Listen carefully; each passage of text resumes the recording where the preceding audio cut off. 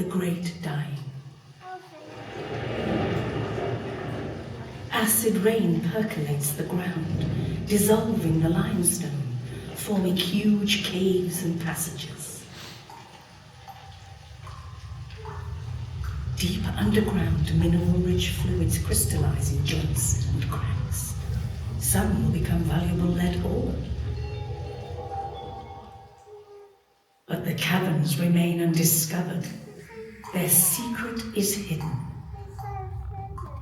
Time passes, and tectonic plates slowly alter the Earth's surface, forming new continents. Fish, dinosaurs, and numerous plant species start to inhabit these lands. And life slowly evolves over the next 180 million years.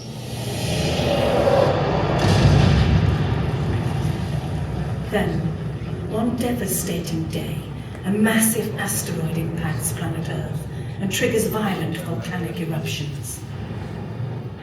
Ash and dust block out the sun, causing the ecosystem to collapse, and the dinosaurs, along with some animals and plants, die out.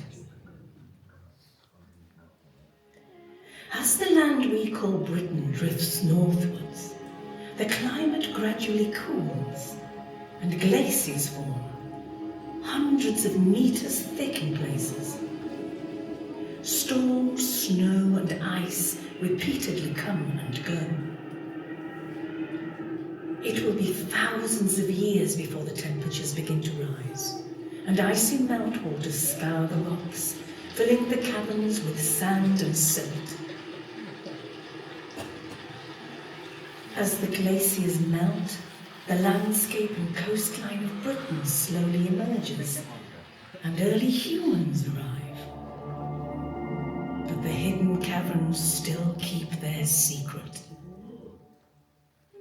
Hundreds of years go by, and people discover how to use metal.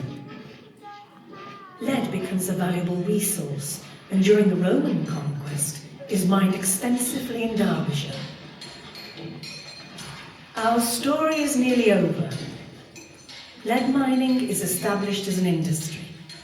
Local miners dig deeper and deeper, removing all the glacial sand and silt to reveal more of the valuable ore and minerals.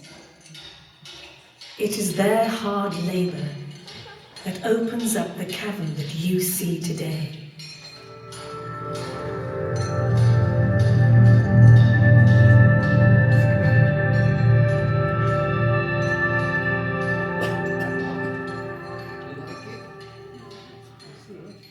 By the way, you are going to get tested on all that at the end of the tour, so I hope you're all paying very close attention for your sakes. But there are a couple of highlights to take away from that mine of information, every pun intended right there. So those same volcanoes that were tearing up the land, creating cracks like the Pipe Vein and the Great Rake, were also spewing lots of toxic fumes up into the air. And that, of course, would have poisoned the atmosphere.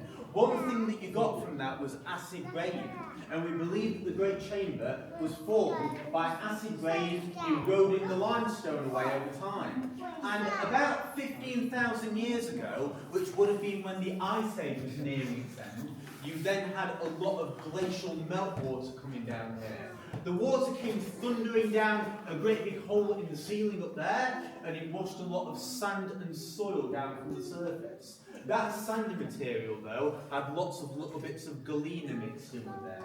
And about 320 years ago, in 1699, the place was discovered by a chap called John Tinker. Now, he had been digging from the top of the hill, trying to find a big deposit of lead, and where I'm going to shine the torch now, if I can get it to cooperate, that's where he eventually breached into the chamber. So I don't know why some people always start giggling when I say this, but that is the base of John Tinker's great big shaft that you're looking at right there.